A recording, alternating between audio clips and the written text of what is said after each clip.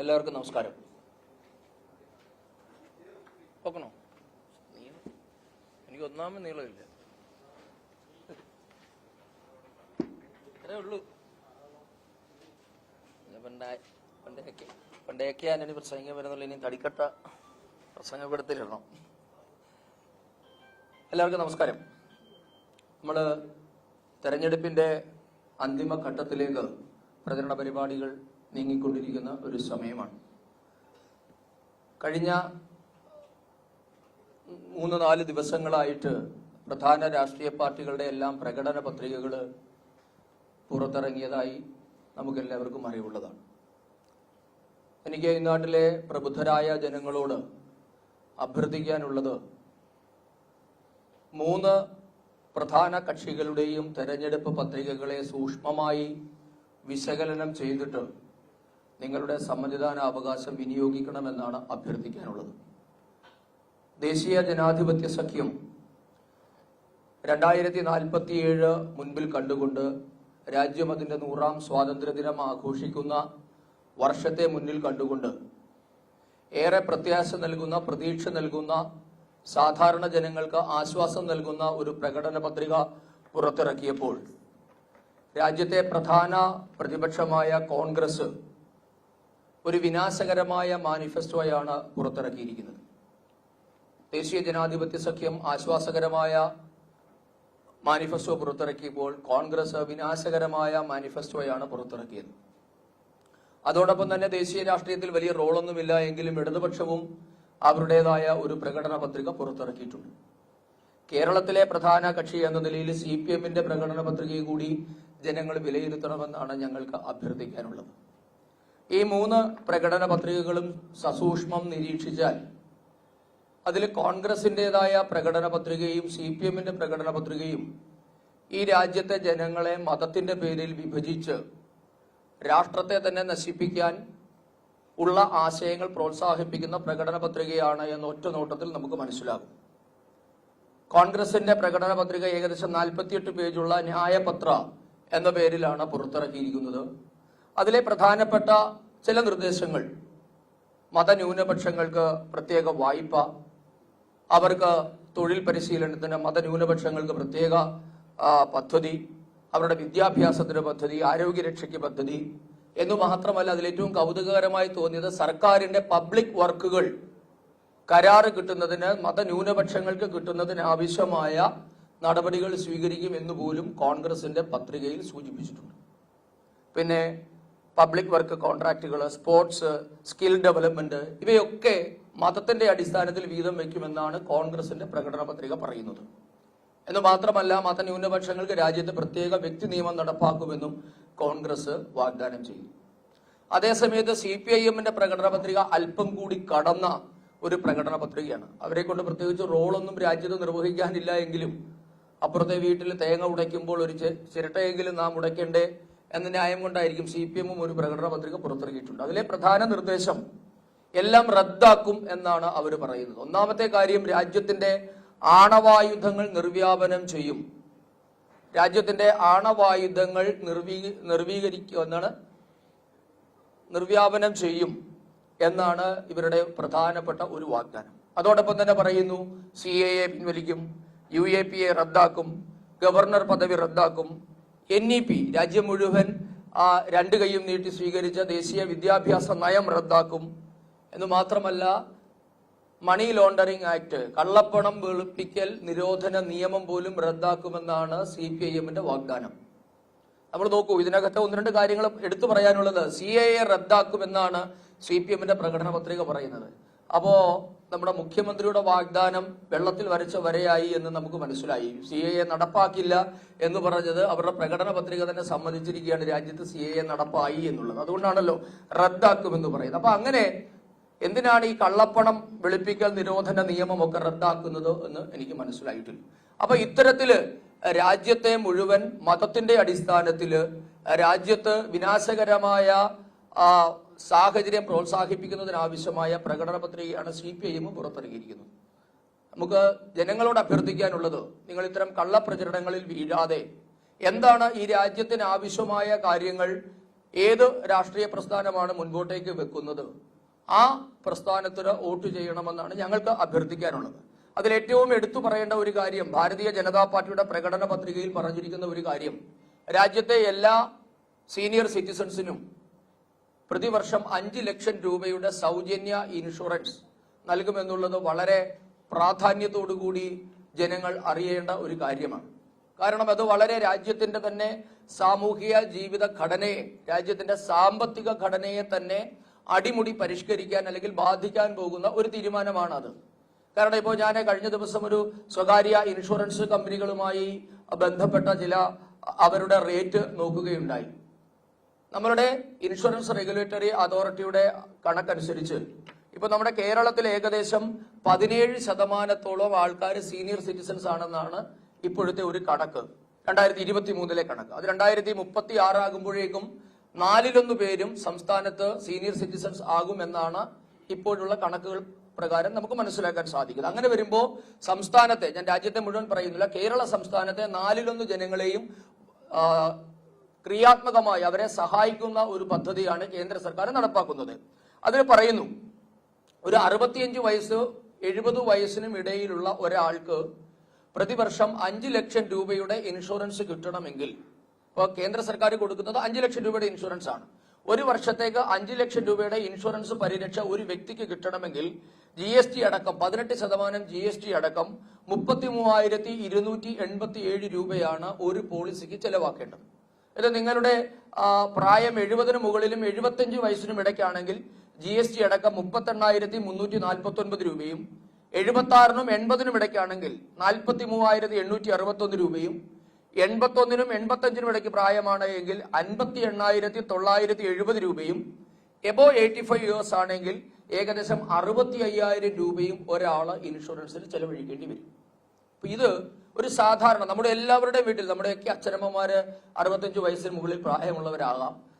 ഒരു വീട്ടിൽ 2 പേര്, അച്ഛനും അമ്മയ്ക്കും ഒരു ഇൻഷുറൻസ് വേണമെങ്കിൽ ഏകദേശം 70,000 രൂപ സ്വകാര്യ മേഖലയിൽ ചെലവഴിക്കേണ്ടി വരും. ഇതാണ് ഭാരതീയ ജനതാ പാർട്ടി അധികാരത്തിൽ എത്തിയാൽ സൗജന്യമായി നൽകാൻ പോകുന്നത്. നമുക്കറിയാം, യൂറോപ്യൻ രാജ്യങ്ങളിൽ മാത്രമാണ് ഇപ്പോൾ എല്ലാ ജനങ്ങളുടെയും ആരോഗ്യ പരിരക്ഷ ഉറപ്പാക്കുന്ന നിയമങ്ങളുള്ളത്. അപ്പൊ ഇതാദ്യമായി, ഇത് ഇറസ്പെക്റ്റീവ് ഓഫ് ഇക്കണോമിക് സ്റ്റാറ്റസ് ആണ്, എല്ലാവർക്കും കിട്ടും. മുമ്പ് കൊടുത്തുകൊണ്ടിരുന്നത് ദാരിദ്ര്യരേഖയ്ക്ക് താഴെയുള്ളവർക്കാണെങ്കിൽ ഇനി മുതൽ ഈ രാജ്യത്ത് താമസിക്കുന്ന 60-നോ 65 വയസ്സിനോ മുകളിലുള്ള എല്ലാ സീനിയർ സിറ്റിസൺസിനും പ്രതിവർഷം 5 ലക്ഷം രൂപയുടെ ഇൻഷുറൻസ് കവറേജ് ആണ് കിട്ടാൻ പോകുന്നത്. അപ്പൊ ഇത് രാജ്യത്തിന്റെ സാമ്പത്തിക സാമൂഹ്യ ഘടനയിൽ വലിയ വിപ്ലവം സൃഷ്ടിക്കാൻ പോകുന്ന ഒരു മാറ്റമായിരിക്കും. കാരണം നമുക്കറിയാം, ഒരു കുടുംബത്തിന് പ്രതിവർഷം 70,000 രൂപ ഇൻഷുറൻസിന് വേണ്ടി മാറ്റിവെക്കുക എന്നുള്ളത് ഒരു അസംഭവ്യമായ കാര്യമാണ്. നമ്മളുടെ കേരളത്തിന്റെ സാമൂഹ്യ സർവേ അനുസരിച്ച് ഒരു മലയാളിയുടെ ശരാശരി ശമ്പളം 17,000-നും 18,000-നും ഇടയ്ക്കാണെന്നാണ് ഒരു റഫ് എസ്റ്റിമേറ്റ്. അങ്ങനെയുള്ള ഒരു കുടുംബത്തിന് പ്രതിവർഷം 70,000 രൂപ മാറ്റിവെക്കുക എന്നുള്ളത് ഒരിക്കലും സംഭവിക്കില്ലാത്ത ഒരു കാര്യം. അപ്പോഴാണ് കേന്ദ്ര സർക്കാർ നിങ്ങളുടെ ജീവിതം സുരക്ഷിതമാക്കാൻ വേണ്ടി ഇത്തരത്തിലുള്ള ഇൻഷുറൻസ് പദ്ധതിയുമായി രംഗത്തെത്തുന്നത്. അപ്പൊ ഇത്തരത്തിലുള്ള നിരവധി കാര്യങ്ങളുമായി സമ്പന്നമാണ് BJPയുടെ പ്രകടന പത്രിക, സങ്കല്പപത്രം എന്ന പേരിൽ പുറത്തിരിക്കുന്നത്. അതിനകത്ത് പറയുന്നുണ്ട്, യുവാക്കൾ, വനിതകൾ, സാധാരണക്കാര്, കൃഷിക്കാര്, ഈ 4 പേരെയും ലക്ഷ്യം വെച്ചുകൊണ്ടുള്ള നിരവധി പത്രികകളുണ്ട്. ഞാൻ കൂടുതലായിട്ടൊന്നും അത് വായിച്ചു പോകാൻ ഉദ്ദേശിക്കുന്നില്ല. അതിൽ നിരവധി ഇത് താരതമ്യം ചെയ്യാൻ വേണ്ടി പറയാണ് BJP എങ്ങനെയാണ് രാജ്യത്തെ ജനങ്ങളെ സമീപിക്കുന്നത്. BJPയുടെ പ്രകടന പത്രികയിൽ പറയുന്നു, ഞങ്ങൾ അധികാരത്തിലെത്തിയാൽ രാജ്യത്തെ എല്ലാ മേഖലയും ബന്ധിപ്പിച്ചുകൊണ്ട് 3 ബുള്ളറ്റ് ട്രെയിനുകൾ പുതിയതായി ഓടിക്കും.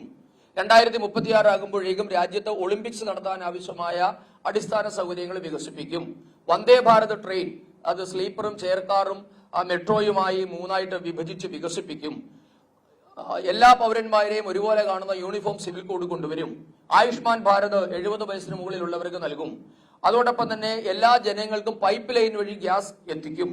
3 കോടി പുതിയതായി വീടുകൾ എത്തിക്കും. എല്ലാവരുടെയും കറണ്ട് ചാർജ്, ഇലക്ട്രിസിറ്റി ബില്ല് 0 ആക്കുന്നതിന് ആവശ്യമായ സോളാർ പവർ രാജ്യത്ത് നടപ്പാക്കും. അതോടൊപ്പം തന്നെ 20 ലക്ഷം മുദ്രാ ലോണുകൾ, അത് ഇപ്പൊ 10 ലക്ഷം രൂപയാണ് മുദ്രാ വായ്പ കിട്ടുന്നത്, അത് 20 ലക്ഷം രൂപയാക്കി ഉയർത്തും. അതോടൊപ്പം തന്നെ ശാസ്ത്ര റിസർച്ചിന് വേണ്ടി, ഗവേഷണത്തിന്, ശാസ്ത്ര സാങ്കേതിക മേഖലയിലെ ഗവേഷണങ്ങൾക്ക് വേണ്ടി $1 ട്രില്യൺ മാറ്റിവെക്കും. തുടങ്ങി രാജ്യത്തെ ക്രിയാത്മകമായി പുതിയ കാലത്തിന്റെ വെല്ലുവിളികൾ നേരിടുന്നതിന് ആവശ്യമായി 2047 ആകുമ്പോൾ ലോകത്തിന്റെ നെറുകയിലേക്ക് ഭാരതം എത്തുന്നതിന് ആവശ്യമായ പദ്ധതികളാണ് ഭാരതീയ ജനതാ പാർട്ടി, ദേശീയ ജനാധിപത്യ സഖ്യം അവരുടെ പ്രകടന പത്രികയിൽ ഉൾപ്പെടുത്തിയിട്ടുള്ളത്. അതേ സമയത്താണ് ഞാൻ പറഞ്ഞ പ്രധാന പ്രതിപക്ഷ പാർട്ടിയുടെ രണ്ടുപേരുടെ പ്രകടന പത്രികയിലെ ഏതാനും കാര്യങ്ങളാണ് ഞാൻ നിങ്ങളുടെ മുൻപാകെ അവതരിപ്പിച്ചത്. അപ്പൊ അതുകൊണ്ട് രാജ്യത്തെ ജനങ്ങളോട്, സംസ്ഥാനത്തെ ജനങ്ങളോട് ഞങ്ങൾക്ക് അഭ്യർത്ഥിക്കാനുള്ളത്, ഇത്തരം വിഭജന രാഷ്ട്രീയത്തിൽ നിന്ന് പിൻവാങ്ങി ക്രിയാത്മകമായ രാഷ്ട്രീയം മുൻപോട്ടേക്ക് വെക്കുന്ന, രാജ്യത്തെ 140 കോടി ജനങ്ങളുടെയും ജീവിതത്തെ ക്രിയാത്മകമായി ബാധിക്കുന്ന, സാരമായി അവർക്ക് ആശ്വാസം നൽകുന്ന പദ്ധതികൾ നടപ്പാക്കുന്ന ആ പാർട്ടിയുടെ പ്രകടന പത്രിക വായിച്ചു മനസ്സിലാക്കി നിങ്ങൾ എല്ലാവരും സമ്മതിദാന അവകാശം വിനിയോഗിക്കണമെന്നാണ് ഇത് സംബന്ധിച്ച് പ്രകടന പത്രികയുമായി ബന്ധപ്പെട്ട് ഞങ്ങൾക്ക് പറയാനുള്ളത്. അതോടൊപ്പം തന്നെ ഈ രാജ്യത്തിന്റെ ആണവായുധങ്ങൾ നിർവീര്യമാക്കും എന്ന CPIMന്റെ നിലപാടിനോട് എന്താണ് കോൺഗ്രസിന്റെ ടേക്ക്, എന്താണ് കോൺഗ്രസിന്റെ അഭിപ്രായം എന്നറിയാൻ BJPക്ക് താല്പര്യമുണ്ട്. അതായത് ലോകത്തെ ഏറ്റവും കൂടുതൽ ഭീകര ആക്രമണ ഭീഷണി നേരിടുന്ന ഒരു രാജ്യമാണ് ഭാരതം. അങ്ങനെ നമുക്കറിയാം, നമ്മുടെ അതിർത്തിയും ഭാരതം നേരിടുന്ന വെല്ലുവിളികളൊക്കെ എല്ലാവർക്കും അറിയുന്നതാണ്. അങ്ങനെ ഒരു കാലഘട്ടത്തിൽ ഭാരതത്തിന്റെ ആണവായുധങ്ങൾ നിർവ്യാപനം ചെയ്യും അല്ലെങ്കിൽ നിർവീര്യമാക്കും എന്ന തരത്തിലുള്ള ഇടതുപക്ഷത്തിന്റെ ഈ ഒരു പ്രഖ്യാപനം ആരെ സഹായിക്കാൻ വേണ്ടിയാണ് എന്ന് CPIMന്റെ നേതാക്കന്മാർ വ്യക്തമാക്കണം. ഭാരതത്തിലെ 145 കോടി ജനങ്ങളുടെ സൗഭാഗ്യം കൊണ്ട് അവർ ഭരണത്തിലെത്തില്ല എന്ന കാര്യം ഉറപ്പാണ്. പക്ഷെ നോക്കൂ നിങ്ങൾ, അവർ ഭരണത്തിലെത്താൻ ഏതെങ്കിലും സാധ്യത ഉണ്ടോ എങ്കിൽ, അല്ലെങ്കിൽ അവർ ഏതെങ്കിലും അവസ്ഥയിൽ ഭരണത്തിലെത്തിയാൽ എന്താകും ഭാരതത്തിന്റെ ഭാവി? അപ്പൊ ഇത് ഈ രാജ്യത്തെ ചെറുപ്പക്കാരും സമാധാനം ആഗ്രഹിക്കുന്ന എല്ലാവിധ മനുഷ്യരെയും ആശങ്കപ്പെടുത്തുന്നതാണ്. എങ്ങനെയാണ് ഒരു പ്രധാന പ്രതിപക്ഷ പാർട്ടിക്ക്, ദേശീയ പാർട്ടി പദവിയുള്ള ഒരു സംസ്ഥാനം ഭരിക്കുന്ന ഒരു പാർട്ടിക്ക് ഇത്തരത്തിലുള്ള നിലപാട് സ്വീകരിക്കാൻ കഴിയുന്നത്? ആരുടെ കയ്യിൽ നിന്ന് അച്ചാരം വാങ്ങിയാണ് CPIM ഇത്തരത്തിലുള്ള ഒരു നിലപാട് തങ്ങളുടെ പ്രകടന പത്രികയിൽ ഉൾപ്പെടുത്തിയത് എന്ന് മുഖ്യമന്ത്രി പിണറായി വിജയൻ അടക്കമുള്ളവർ വ്യക്തമാക്കേണ്ടതുണ്ട്. ഇതിനോട് കോൺഗ്രസിന്റെ നിലപാട് എന്താണ്? രാജ്യത്തിന് ആണവായുധങ്ങൾ വേണ്ട എന്നാണോ കോൺഗ്രസിന്റെ നിലപാട്? രാജ്യത്ത് കള്ളപ്പണം വെളുപ്പിക്കൽ നിരോധന നിയമം വേണ്ട എന്നാണോ കോൺഗ്രസിന്റെ നിലപാട്? രാജ്യത്തെ പൗരന്മാരെ വിഭജിക്കുന്ന വ്യക്തി നിയമം വേണം എന്നാണോ കോൺഗ്രസിന്റെ നിലപാട്? തുടങ്ങി നിരവധി ചോദ്യങ്ങൾക്ക് കോൺഗ്രസ് മറുപടി പറയണമെന്ന് BJP ആവശ്യപ്പെടുകയാണ്. പിന്നെ ഒരു കാര്യം കൂടി പറഞ്ഞ് ഞാൻ ഇത് അവസാനിപ്പിക്കാം. കഴിഞ്ഞ ദിവസം കേരളത്തിന്റെ ബഹുമാനപ്പെട്ട മുഖ്യമന്ത്രി BJPയെ വെല്ലുവിളിക്കുകയുണ്ടായി. അദ്ദേഹം കഴിഞ്ഞ 2-3 മീറ്റിംഗുകളിലായി അദ്ദേഹം ആവർത്തിച്ചു പറയുകയാണ്, കേരളത്തിൽ BJP അക്കൗണ്ട് തുറക്കില്ല, അല്ലെങ്കിൽ BJP 2ാം സ്ഥാനത്ത് പോലും എത്തില്ല എന്നാണ് CPIMന്റെ പോളിറ്റ് ബ്യൂറോ അംഗം കൂടിയായ മുഖ്യമന്ത്രി പറയുന്നത്. കഴിഞ്ഞ ദിവസം മറ്റൊരു അവരുടെ അഖിലേന്ത്യാ സെക്രട്ടറി, പോളിറ്റ് ബ്യൂറോ അംഗമായ സീതാറാം യെച്ചൂരി പറഞ്ഞത്, കേരളത്തിൽ CPIMന് എത്ര സീറ്റ് കിട്ടുമെന്ന് പറയാൻ ഞാനൊരു ജ്യോതിഷിയല്ല എന്നാണ് യെച്ചൂരി പറഞ്ഞത്. അപ്പൊ എങ്ങനെയാണ് മുഖ്യമന്ത്രിക്ക് കേരളത്തിൽ BJP അക്കൗണ്ട് തുറക്കില്ല എന്ന് ഇത്ര ഉറപ്പിച്ചു പറയാൻ സാധിക്കുന്നത്? എന്താണ് മുഖ്യമന്ത്രി ഇത് സംബന്ധിച്ച് കോൺഗ്രസുമായി ഉണ്ടാക്കിയിട്ടുള്ള ഡീൽ എന്ന് കേരളത്തിലെ ജനങ്ങളോട് വ്യക്തമാക്കണം. കേരളത്തിൽ BJP നിരവധി സീറ്റുകളിൽ വിജയിക്കുമെന്ന് ഞങ്ങൾ ഉറപ്പിച്ചു പറയുകയാണ്, ഞങ്ങൾ ആവർത്തിച്ചു പറയുകയാണ്. അത് തടയാമെങ്കിൽ മുഖ്യമന്ത്രി തടയട്ടെ. പക്ഷെ എങ്ങനെയാണ് ഒരു തെരഞ്ഞെടുപ്പ് നടക്കുന്നതിന് മുൻപ് ജനാധിപത്യത്തെ അട്ടിമറിക്കുന്ന തരത്തിലുള്ള ഒരു ഡീൽ മുഖ്യമന്ത്രി ആരുമായി ഏർപ്പെട്ടു എന്നറിയാൻ കേരളത്തിലെ 3.5 കോടി ജനങ്ങൾക്ക് അവകാശമുണ്ട്. എന്തടിസ്ഥാനത്തിലാണ് മുഖ്യമന്ത്രി BJP ജയിക്കില്ല എന്ന് പറയുന്നത്? മുഖ്യമന്ത്രിക്ക് എന്തുറപ്പാണ് കിട്ടിയത്? ആരാണ് മുഖ്യമന്ത്രിക്ക് ഉറപ്പ് നൽകിയത്? ഇപ്പൊ നാം സംസാരിക്കുന്നത് തിരുവനന്തപുരത്ത് എന്താണ് CPIMന്റെ നിലപാട്? തിരുവനന്തപുരത്തും തൃശ്ശൂരും അടക്കമുള്ള BJP ജയിക്കാൻ 100% സാധ്യതയുള്ള സീറ്റുകളിൽ CPI മത്സരിക്കുന്നത് കൊണ്ട് കോൺഗ്രസുമായി CPM ഡീൽ ഉണ്ടാക്കിയോ എന്ന് മുഖ്യമന്ത്രി വ്യക്തമാക്കണം. അതല്ലേ മുഖ്യമന്ത്രി പറഞ്ഞതിന്റെ അർത്ഥം, കേരളത്തിൽ BJP ജയിക്കില്ല എന്ന്? അപ്പൊ അതുകൊണ്ട് മുഖ്യമന്ത്രി അത്തരത്തിലുള്ള അവകാശവാദങ്ങൾ നടത്തുന്നത് തെരഞ്ഞെടുപ്പിന് മുൻപ് തന്നെ വോട്ട് കച്ചവടം നടത്തുന്നു എന്നതിന്റെ ലക്ഷണമാണ്. ഇതിനോടുള്ള നിലപാട് CPIM വ്യക്തമാക്കണം. പിന്നെ അദ്ദേഹം കഴിഞ്ഞ ദിവസം പറഞ്ഞത് എന്താണ് മോദി സർക്കാർ ചെയ്തത്? പ്രോഗ്രസ് കാർഡ് മുന്നോട്ട് വെച്ച് തെരഞ്ഞെടുപ്പിനെ നേരിടാൻ തന്റെ ഇടമുണ്ടോ എന്നാണ് മുഖ്യമന്ത്രിയുടെ ചോദ്യം. ഞാൻ ആ വെല്ലുവിളി ഏറ്റെടുക്കുകയാണ്. പാർട്ടിയുടെ സംസ്ഥാന വക്താവ് എന്ന നിലയിൽ മുഖ്യമന്ത്രി ചോദിക്കുന്ന ഏത് ഫാക്ട്സ് ആൻഡ് ഫിഗേഴ്സും പറയാൻ BJP തയ്യാറാണ്.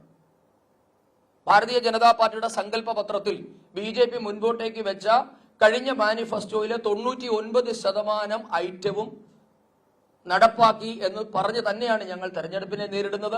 ഇനി മുഖ്യമന്ത്രിക്ക് എന്തെങ്കിലും സംശയമുണ്ടെങ്കിൽ മോദി സർക്കാരിന്റെ ഭരണത്തിൽ കേരളത്തിന് എന്ത് കിട്ടിയെന്ന് മുഖ്യമന്ത്രിക്ക് അത്ര വ്യക്തമായി അറിയണമെന്ന് ആഗ്രഹമുണ്ടെങ്കിൽ അതിന്റെ കണക്ക് പറയാൻ ഞങ്ങൾ തയ്യാറാണ്. കേരളത്തിൽ ഈ തിരുവനന്തപുരത്ത് തന്നെ മുഖ്യമന്ത്രി ഭരിക്കുന്ന കേരളത്തിന്റെ തിരുവനന്തപുരത്ത് 6 ലക്ഷം ആൾക്കാര് കേന്ദ്ര സർക്കാരിന്റെ ആയുഷ്മാൻ ഭാരത് പദ്ധതി പ്രകാരം 5 ലക്ഷം രൂപ വീതം സൗജന്യ ചികിത്സ നേടിയിട്ടുണ്ട്. തിരുവനന്തപുരം റെയിൽവേ സ്റ്റേഷൻ മാത്രം ഏകദേശം 500 കോടി രൂപയുടെ വികസന പ്രവർത്തനമാണ് നടക്കുന്നത്. മുഖ്യമന്ത്രിയുടെ പാർട്ടി ഭരിക്കുന്ന തിരുവനന്തപുരം കോർപ്പറേഷന് 1200 കോടി രൂപയുടെ അമൃത സ്മാർട്ട് സിറ്റി പദ്ധതി പ്രകാരമുള്ള പണികളാണ് നടക്കുന്നത്. അതോടൊപ്പം തന്നെ ഇന്ന് തിരുവനന്തപുരം നഗരത്തിൽ കൂടി അടക്കമോടുന്ന ലോ ഫ്ലോർ ബസ്സുകൾ 950 എണ്ണമാണ് കേന്ദ്ര സർക്കാരിന്റെ PM-E ബസ് സ്കീം അനുസരിച്ച് കേരളത്തിന് കിട്ടിയിട്ടുള്ളത്. സ്വച്ഛ് ഭാരത് അഭിയാന്റെ ഭാഗമായി കേരളത്തിലെ 1400 വില്ലേജുകളിൽ 1381 ഇടത്തും വെളിയിട വിസർജ്യ വിമുക്ത വില്ലേജുകളായി കേരളത്തിലെ 1380 വില്ലേജുകളെ പ്രഖ്യാപിച്ചിട്ടുണ്ട്. കേരളത്തിൽ മാത്രം പ്രധാനമന്ത്രി ആവാസ് യോജന പദ്ധതി പ്രകാരം 1.6 ലക്ഷം വീടുകൾ നിർമ്മിച്ചു നൽകിയിട്ടുണ്ട്. സംസ്ഥാനത്ത് 83 ലക്ഷം വനിതകൾക്ക് ഉജ്ജ്വല പദ്ധതി പ്രകാരം സൗജന്യമായി ഗ്യാസ് കണക്ഷൻ നൽകിയിട്ടുണ്ട്. സംസ്ഥാനത്ത് മരുന്നുകൾ 90% വിലക്കുറവിൽ ലഭിക്കുന്ന ജൻ ഔഷധി കേന്ദ്രങ്ങൾ 1000 എണ്ണം കേന്ദ്ര സർക്കാർ അനുവദിച്ചിട്ടുണ്ട്. സുരക്ഷാ ബീമാ യോജന, അതായത് ആക്സിഡന്റൽ ഡെത്ത് ഉണ്ടായാൽ ഇൻഷുറൻസ് തുക കിട്ടുന്ന പ്രധാനമന്ത്രി സുരക്ഷാ ബീമാ യോജന പ്രകാരം 38 കോടി ആൾക്കാർ കേരളത്തിൽ അംഗങ്ങളാണ്. ഇനി സാധാരണഗതിയിൽ മരണം സംഭവിച്ചാൽ നഷ്ടപരിഹാരം കിട്ടുന്ന പ്രധാനമന്ത്രി ജീവൻ ജ്യോതി ബീമാ യോജന പ്രകാരം കേരളത്തിലെ 84.3 കോടി ആൾക്കാർ അംഗങ്ങളായി 84.28 കോടി രൂപ ഈ ഇൻഷുറൻസ് പദ്ധതി പ്രകാരം വിതരണം ചെയ്തിട്ടുണ്ട്. PM സ്വനിധി പ്രകാരം 86,470 തട്ടുകടക്കാർക്ക് 11 കോടി രൂപ വിതരണം ചെയ്തിട്ടുണ്ട്. കേരളത്തിലെ റെയിൽവേ വികസനത്തിന് മാത്രമായി 1000 കോടി രൂപ മാറ്റിവെച്ചിട്ടുണ്ട്. മുഖ്യമന്ത്രിയുടെ മരുമകൻ ക്രെഡിറ്റ് അവകാശപ്പെടുന്ന കഴിഞ്ഞ 49 വർഷമായി മുടങ്ങിക്കിടന്ന മാഹി ബൈപ്പാസ്, 41 വർഷമായി മുടങ്ങിക്കിടന്ന ആലപ്പുഴ ബൈപ്പാസ്, 40 വർഷമായി മുടങ്ങിക്കിടന്ന കൊല്ലം ബൈപ്പാസ് ഇവയൊക്കെ യാഥാർത്ഥ്യമാക്കിയിട്ടുണ്ട്. കഴക്കൂട്ടം കാരോട് ബൈപ്പാസ് പണി നടക്കുന്നത് നിങ്ങൾ കാണുന്നുണ്ട്. കേരളത്തിലെ ദേശീയപാതകളുടെ വികസനം നിങ്ങൾ കാണുന്നുണ്ട്. 3 വന്ദേ ഭാരത് ട്രെയിനുകൾ കേരളത്തിനായി അനുവദിച്ചിട്ടുണ്ട്. കേരളത്തിന്റെ ഷിപ്പ്യാർഡിന്, കൊച്ചിൻ ഷിപ്പ്യാർഡിന് 1000 കോടി രൂപ, ഏകദേശം 970 കോടി രൂപയാണ് അനുവദിച്ചത്. ഫാക്ടിന്റെ പുനരുദ്ധാരണത്തിന് 1000 കോടി രൂപ കേന്ദ്ര സർക്കാർ അനുവദിച്ചിട്ടുണ്ട്. തിരുവനന്തപുരത്തിലെ ശ്രീചിത്ര മെഡിക്കൽ സെന്ററിന് 300 കോടി രൂപ അനുവദിച്ചിട്ടുണ്ട്. വെങ്ങാനൂര് അയ്യങ്കാളി സ്മാരകത്തിന് കഴിഞ്ഞ സർക്കാരിന്റെ കാലത്ത് 41 കോടി രൂപ അനുവദിച്ചിട്ടുണ്ട്. ഇങ്ങനെ കേരളത്തിലെ 9 നഗരങ്ങൾ, ഇവർ ഭരിച്ചു മുടിച്ച 9 നഗരങ്ങളിലെ വെള്ളക്കെട്ട് ഒഴിവാക്കുന്നതിന് വേണ്ടി മാത്രം 109 കോടി രൂപ കേന്ദ്ര സർക്കാർ അനുവദിച്ചിട്ടുണ്ട്. ഇങ്ങനെ പറയാൻ നിരവധി കാര്യങ്ങളുണ്ട്. മുഖ്യമന്ത്രിക്ക് വേണമെങ്കിൽ അദ്ദേഹത്തിന് ഇത് എത്തിച്ചു കൊടുക്കാൻ BJP തയ്യാറാണ്. അതുകൊണ്ട് മുഖ്യമന്ത്രി ഇത്തരത്തിലുള്ള കള്ളപ്രചരണങ്ങളും വ്യാജ വാഗ്ദാനങ്ങളും നിർത്തി മെറിറ്റ് അടിസ്ഥാനത്തിൽ BJPയെ നേരിടണം. അതോടൊപ്പം തന്നെ ഈ ദേശീയ സുരക്ഷയെ ബാധിക്കുന്ന വിഷയങ്ങളിൽ കോൺഗ്രസിന്റെയും CPM-ന്റെയും നിലപാടറിയാൻ BJPക്ക് താല്പര്യം.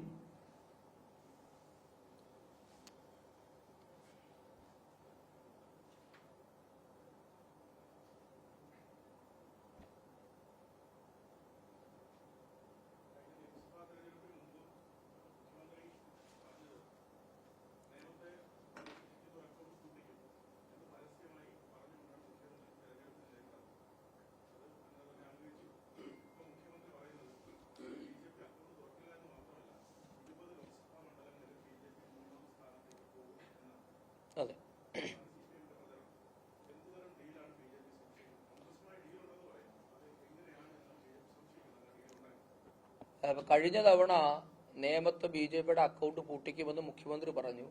ആ പൂട്ടിക്കലിന് മുഖ്യ കാർമ്മികത്വം വഹിച്ചത് കോൺഗ്രസിന്റെ K മുരളീധരനാണ് എന്ന് അദ്ദേഹം തന്നെ നേരിട്ട് സമ്മതിച്ചിട്ടുള്ള കാര്യമാണ്. എങ്ങനെയാണ് വട്ടിയൂർക്കാവിലും നേമത്തും BJPയുടെ മുന്നേറ്റത്തെ തടയാൻ രണ്ടുപേരും തമ്മിൽ ധാരണ ഉണ്ടാക്കിയതെന്ന് വെളിപ്പെടുത്തിയത് K മുരളീധരനാണ്. CPM-ന്റെ സംസ്ഥാന കമ്മിറ്റിയിൽ ഇത് സംബന്ധിച്ച ചർച്ച നടന്നിട്ടുണ്ട്. ME ഗോവിന്ദൻ പറഞ്ഞിട്ടുണ്ട്.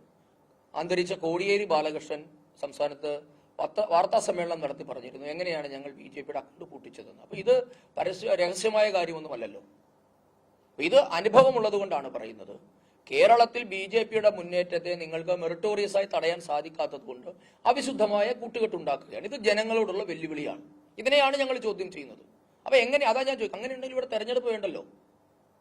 BJP എവിടെയും ജയിക്കില്ല എന്ന് മുഖ്യമന്ത്രി ഉറപ്പിച്ചിട്ടുണ്ടെങ്കിൽ പിന്നെന്തിനാണ് തെരഞ്ഞെടുപ്പ്? അവർ തമ്മിൽ വീതം വെച്ചെടുത്താൽ പോരെ? അങ്ങനെയാണോ തെരഞ്ഞെടുപ്പ്? അതേ സമയത്താണ് സ്വന്തം പാർട്ടിക്ക് എത്ര സീറ്റ് കിട്ടുമെന്ന് സീതാറാം യെച്ചൂരിയോട് ചോദിച്ചപ്പോൾ ഞാൻ ജ്യോതിഷല്ല എന്നാണ് പറഞ്ഞത്. അപ്പോൾ യെച്ചൂരിക്ക് അറിയാത്ത എന്ത് കണക്കാണ് പിണറായി വിജയൻ അറിയുന്നത്? ജനങ്ങളോട് പറഞ്ഞാൽ മതി. പറയട്ടെ, എന്താണ് BJPയുടെ മുന്നേറ്റത്തെ തടയാൻ ഇവർ ഉണ്ടാക്കിയിരിക്കുന്ന ഡീൽ? പറയട്ടെ. അതിലെ മുഖ്യമന്ത്രി ആവർത്തിച്ചു പറയുന്നത് ഒരു രാജ്യം ഭരിക്കുന്ന മുഖ്യമന്ത്രി പറയാവുന്ന വർത്തമാനമാണ്. അപ്പൊ ഇത് തമ്മിൽ രഹസ്യധാരണ ഉണ്ട് എന്ന് പകല് പോലെ വ്യക്തമാണ്. ഞങ്ങൾക്ക് ഭയമൊന്നുമില്ല. ഞങ്ങൾക്ക് ജനങ്ങളോടാണല്ലോ ഞങ്ങൾ സംവദിക്കുന്നത്. കാര്യം ജനങ്ങൾക്ക് ഈ രാജ്യത്തൊരു മാറ്റം വരണം എന്ന കാര്യത്തിൽ യാതൊരു തർക്കവുമില്ല. നമ്മൾ രാഷ്ട്രീയം വരും. അതുകൊണ്ടാണ് ഞാൻ ഈ പ്രകടന പത്രിക ഒന്ന് പറഞ്ഞത്. നിങ്ങൾ നോക്കൂ, 3 പ്രകടന പത്രികകളിലും നിരന്നിരിക്കുന്ന കാര്യങ്ങൾ മാത്രം പോരെ എന്താണ് BJP മുൻപോട്ടേക്ക് വെക്കുന്ന നയങ്ങളെന്നറിയാൻ? ഞങ്ങള് വാഗ്ദാനം കൊടുത്ത് ഭരണം പിടിക്കാൻ നടക്കുന്നവരല്ല. കഴിഞ്ഞ 10 വർഷത്തെ പ്രോഗ്രസ് റിപ്പോർട്ട് ഞങ്ങൾ 2014 അധികാരത്തിലെത്തി 2024 വരെ രാജ്യത്തുണ്ടായ മാറ്റങ്ങളെ പറ്റി ജനങ്ങളുടെ കൺമുമ്പിലുണ്ട്. അല്ലെ? ഇവിടെ മുഖ്യമന്ത്രി അതിവേഗ റെയിൽ കൊണ്ടുവരുന്നതിന് വേണ്ടി കേരളത്തിൽ പദ്ധതി ഇട്ടില്ലേ? എന്താകുമായിരുന്നു മുഖ്യമന്ത്രിയുടെ വാക്ക് വിശ്വസിച്ച് കേരളത്തിൽ അതിവേഗ റെയിൽ പദ്ധതി കേന്ദ്ര സർക്കാർ അനുമതി കൊടുത്തിരുന്നുവെങ്കിൽ?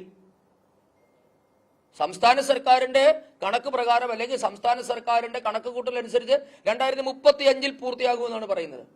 കേരളത്തിൽ ഏത് പദ്ധതിയാ പറഞ്ഞ സമയത്ത് പൂർത്തിയായിട്ടുള്ളത്? അതാ ഞാൻ പറഞ്ഞത്. ആലപ്പുഴയിലെ ഒരു ബൈപ്പാസിന് തറക്കല്ലിട്ടത് TK ദിവാകരനാണ്, അന്നത്തെ പൊതുമരാമത്ത് മന്ത്രി. അത് പൂർത്തീകരിച്ചത് മോദി സർക്കാരാ.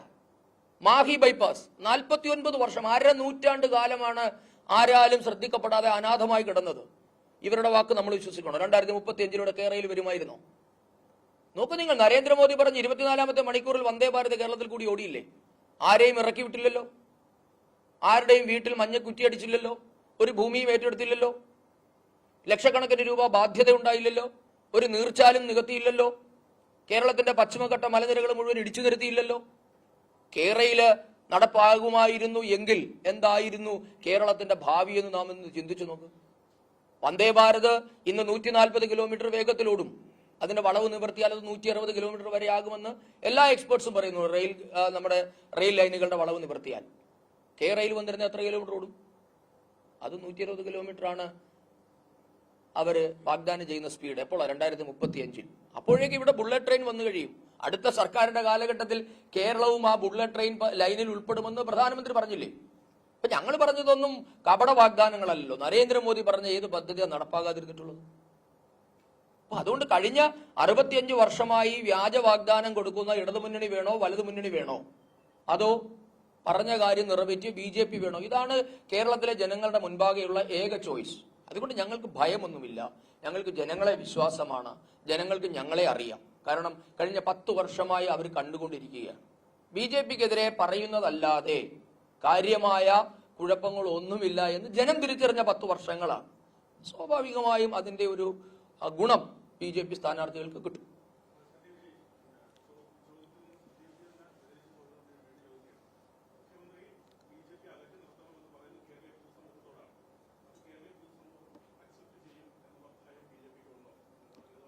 അതെ, അങ്ങനെ അകറ്റി നിർത്തണം എന്നുള്ളൊരു ആഹ്വാനമായിരുന്നെങ്കിൽ അതൊരു രാഷ്ട്രീയ നിലപാടായി ഞങ്ങൾ സ്വീകരിച്ചേ.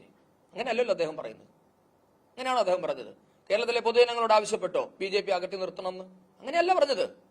BJP വരില്ല, അല്ലേ? BJP 2ാം സ്ഥാനത്ത് പോലും വരില്ല എന്നൊരു മുഖ്യമന്ത്രി എങ്ങനെയാ തറപ്പിക്കുന്നത്? അത് അതിന് മറുപടി പറഞ്ഞാൽ മതി. ആഹ്വാനം ചെയ്തോട്ടെ. മുഖ്യമന്ത്രിക്ക് അതിനുള്ള എല്ലാ അവകാശവും ഏതൊരു രാഷ്ട്രീയ ഞങ്ങളും പറയുന്നുണ്ട്. CPM-നെ ഞങ്ങൾ അകറ്റി നിർത്തും, ഞങ്ങൾ അകറ്റി നിർത്തണം ജനങ്ങളോട് ആവശ്യപ്പെടുകയാണ്. പക്ഷെ ഇതല്ലല്ലോ. മുഖ്യമന്ത്രി തറപ്പിച്ചു പറയല്ലേ BJP 2ാമത് പോലും എത്തില്ല എന്ന്. അതെങ്ങനെയാണ്? അതാണ് ചോദ്യം. ആഹ്വാനം ചെയ്തോട്ടെ, ഞങ്ങൾക്ക് അതിലൊരു കുഴപ്പമില്ല. ഇതിനകത്ത് ഞങ്ങൾക്ക് പ്രശ്നമൊന്നുമില്ല. പക്ഷെ ഞാൻ ജനങ്ങളോട് പറയാൻ ആഗ്രഹിക്കുന്നതാണ്, ഈ വഞ്ചനയ്ക്ക് നിങ്ങൾ വശംവദരാകരുത്. ഇതാണ് ഞാൻ മാധ്യമപ്രവർത്തകർ മുഖാന്തരം ജനങ്ങളോട് പറയാൻ ആഗ്രഹിക്കുന്നത്.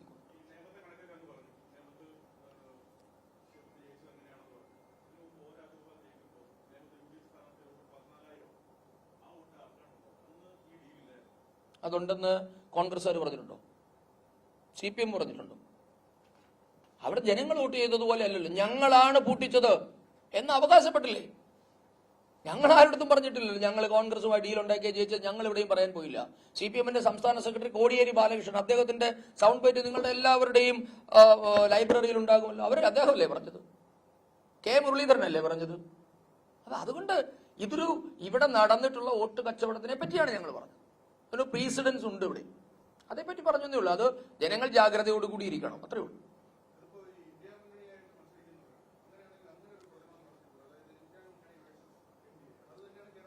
അങ്ങനെയാണ് BJPയുടെ എല്ലാത്തരം പ്രചരണങ്ങളും. ഞങ്ങളത് ചോദിക്കുന്നുണ്ടല്ലോ. വയനാട്ടിലെ ആനി രാജയും ഇവിടെ പന്നിൻ രവീന്ദ്രനും ഒക്കെ എന്തിനാ മത്സരിക്കുന്ന? CPIയുടെ കാര്യം അല്ലെ? ആനി രാജ രാഹുൽ ഗാന്ധിയെ തോൽപ്പിച്ച് രാഹുൽ ഗാന്ധിയെ പ്രധാനമന്ത്രിയാക്കണമെന്ന് ആവശ്യപ്പെടുന്ന നേതാവാണ്. അങ്ങനെ ഒരു വിചിത്രമായ മത്സരം ലോകത്തിലെ ഏതെങ്കിലും ജനാധിപത്യത്തിന്റെ എവിടെയെങ്കിലും കേട്ടുകേഴ്വിയുണ്ടോ? രാഹുൽ ഗാന്ധിയെ തോൽപ്പിച്ച് എന്നെ ജയിപ്പിക്കണം, എന്തിനാ? ഡൽഹി ചെന്ന് രാഹുലിനെ പ്രധാനമന്ത്രിയാക്കാൻ. അങ്ങനെ ഒരു മത്സരം നിങ്ങൾ എവിടെയെങ്കിലും കേട്ടിട്ടുണ്ടോ? ഇവിടെ പന്നിൻ രവീന്ദ്രൻ എന്തിനാ വോട്ട് പിടിക്കുന്നത്? ശശി തരൂരിനെ തോൽപ്പിക്കണം, എന്തിനാ? രാഹുലിനെ പ്രധാനമന്ത്രിയാക്കാൻ. തരൂർ എന്തിനാ വോട്ട് പിടിക്കുന്നത്? രാഹുലിനെ പ്രധാനമന്ത്രിയാക്കാൻ. പിന്നെ എന്തിനാ രണ്ടുപേര്? അപ്പൊ ഇതാണ് ഞങ്ങൾ എല്ലാ വേദികളിലും പറയുന്നത്. ഇങ്ങനെ ജനാധിപത്യത്തെ അപഹസിക്കരുത്. ഈ 1-ാം നമ്പർ കേരളം അല്ലെങ്കിൽ പ്രബുദ്ധ കേരളം എന്ന് പറയുന്നത് വഞ്ചനയിൽ വീഴുന്നതല്ല പ്രബുദ്ധത.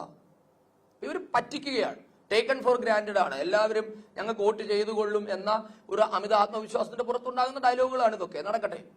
പക്ഷെ ജനങ്ങൾ ഇതേപ്പറ്റി ജാഗ്രതയുള്ളവരാണ്. ജനങ്ങൾ പറ്റിക്കപ്പെടാൻ നിന്നുകൊടുക്കില്ല എന്ന് തന്നെയാണ് ഞങ്ങൾ പ്രതീക്ഷ.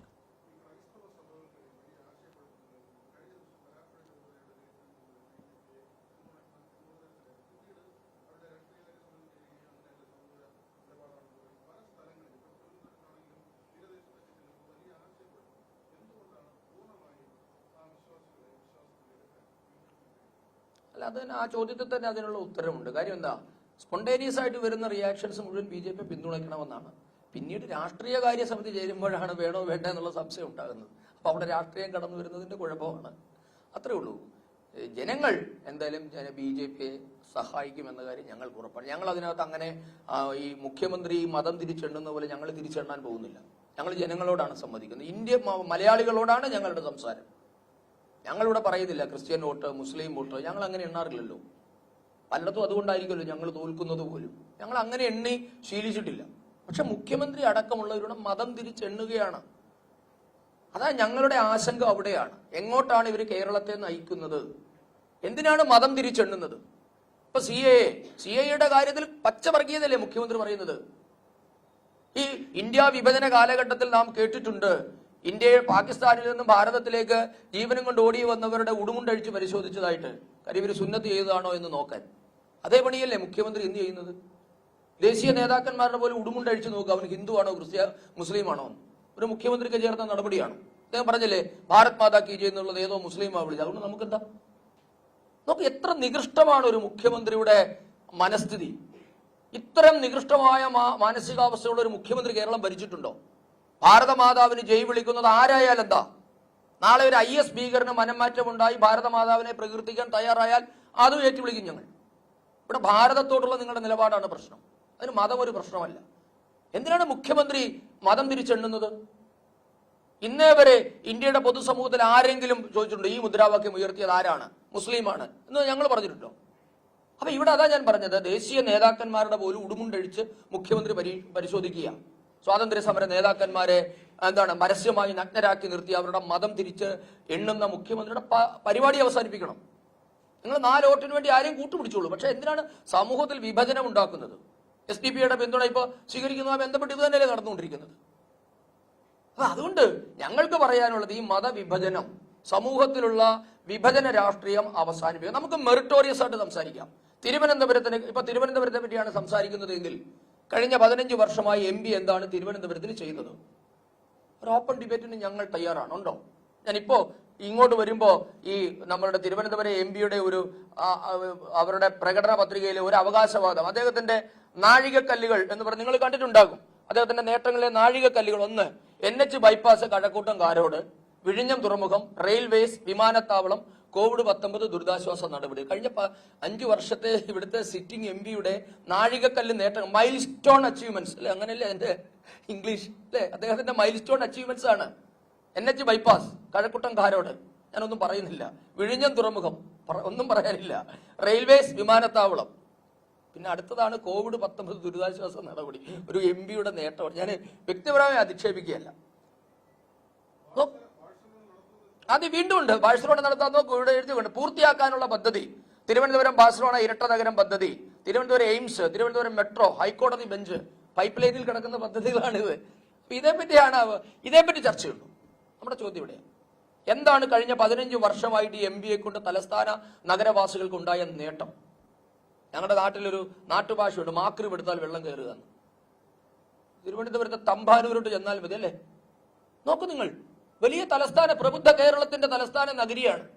ലോകത്തിലെ ഏതെങ്കിലും മനുഷ്യജീവികൾക്ക് ഇങ്ങനൊരു ഗതികേടുണ്ടോ? ഇല്ല, മരുഭൂമിയിൽ മഴ പെയ്തപ്പോൾ ദുബായ് വെള്ളം കയറിയത് പോയിക്കോട്ടെ, അവർക്ക് മഴ ശീലമില്ല.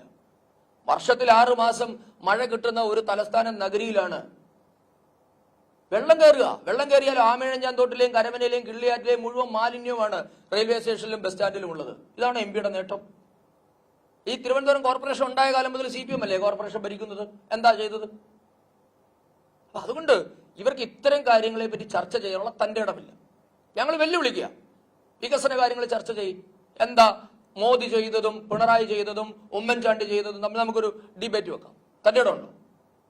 കുറെ ലൈറ്റ് വെച്ചു, ബസ് ഷെൽട്ടർ ഉണ്ടാക്കി, COVID-19 പൊതിച്ചോറ് കൊടുത്തു എന്ന് പറയുന്നതല്ല MPയുടെ നേട്ടം. അതാകരുത് നേട്ടം. അപ്പൊ ഈ നാടിന് വേണ്ടി എന്ത് ചെയ്തു, എന്ത് നിങ്ങൾ ചെയ്യാൻ ആഗ്രഹിക്കുന്നു? ഞങ്ങൾ പറഞ്ഞല്ലോ, ഞങ്ങൾ ജയിച്ചാൽ ഞങ്ങളുടെ സ്ഥാനാർത്ഥി കൃത്യമായി പറഞ്ഞില്ലേ, നെയ്യാറ്റിൻകരയിൽ എയിംസ് കൊണ്ടുവരും. പിന്നെ അദ്ദേഹം പറഞ്ഞില്ലേ, സാധ്യത പ്രയോജനപ്പെടുത്തി തിരുവനന്തപുരത്ത് വിവിധ കോളേജുകളെ ദത്തെടുത്ത് അവിടെ പദ്ധതി നടപ്പാക്കി. എത്ര പദ്ധതി നടപ്പാക്കി? തിരുവനന്തപുരത്തെ എഡ്യൂക്കേഷൻ ഹബ്ബാക്കി മാറ്റും. തിരുവനന്തപുരത്ത് ഒരാൾ പോലും സ്കിൽ ഡെവലപ്മെന്റ് ട്രെയിനിങ് കിട്ടാത്ത ആളായി ഉണ്ടാകില്ല. ഞങ്ങൾ പറയുന്നു. ഇത്തരം കാര്യങ്ങളെ പറ്റി ചർച്ചയുണ്ടോ?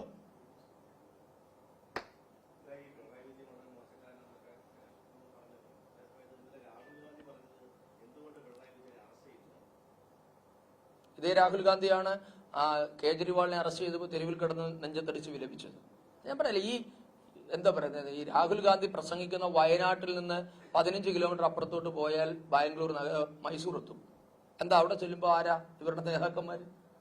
അപ്പൊ ഈ രാഹുൽ ഗാന്ധി പറയുന്നതിനകത്ത് എന്ത് ആത്മാർത്ഥതയുള്ളത്? ഇവര് ഒരു കുടുംബമല്ലേ? അതേ രാഹുൽ ഗാന്ധി അല്ലേ പറഞ്ഞത് കോൺഗ്രസും CPM ഒരു കുടുംബത്തിലെ അംഗങ്ങളാണെന്ന്? അപ്പൊ കേരളത്തിൽ വരുമ്പോൾ 4 വോട്ട് കിട്ടുമോ? അതുകൊണ്ടാണ് ഞങ്ങൾ കേരളത്തിലെ 3.5 കോടി ജനങ്ങളെയാണ് വീണ്ടും വീണ്ടും അഭിസംബോധന ചെയ്ത് പറയുന്നത്, നിങ്ങൾ ഈ തട്ടിപ്പിൽ വീഴരുത്. ഇവര് രണ്ടുപേരും ഒന്നാണ്. ഇവർക്ക് രണ്ടുപേരും തമ്മിൽ യാതൊരു വ്യത്യാസവുമില്ല. അപ്പൊ യെച്ചൂരി പറഞ്ഞില്ലേ, കോൺഗ്രസ് ഞങ്ങളുടെ കുടുംബ വികാരം പോലെയാണ് ഞങ്ങൾക്കെന്നാണ് പറഞ്ഞത്. ഇത് തന്നെയല്ലേ രാഹുലും പറയുന്നത്? അതുകൊണ്ട് ഇവർ കഴിഞ്ഞ കുറെ കാലങ്ങളായി പയറ്റുന്ന ഒരു രാഷ്ട്രീയം, അതിന് ഇത്തവണ കേരളം എന്തായാലും വഴങ്ങില്ല എന്നാണ് ഉറപ്പ്.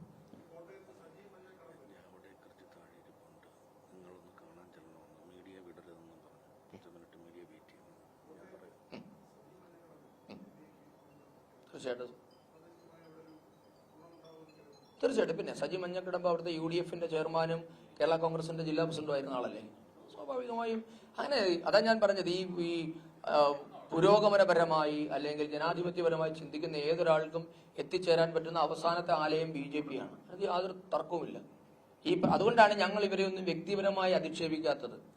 കാരണം മുമ്പ് പറഞ്ഞാൽ ഇവരെയൊക്കെ നാളെ ഞങ്ങൾ ചേട്ടാന്നോ ചേച്ചിന്നൊക്കെ വിളിക്കേണ്ടി വരുമല്ലോ എന്ന് ഓർത്തിട്ടാണ് ഞങ്ങളോട് വ്യക്തിപരമായി ഒന്നും പറയാത്തത്. ഇവരുടെ ഗതികേട് കൊണ്ട്, വയറ്റിപ്പഴപ്പ് രാഷ്ട്രീയം കൊണ്ട് BJPയെ തെറിവിളിക്കുകയാണെന്ന് ഞങ്ങൾക്കറിയാം.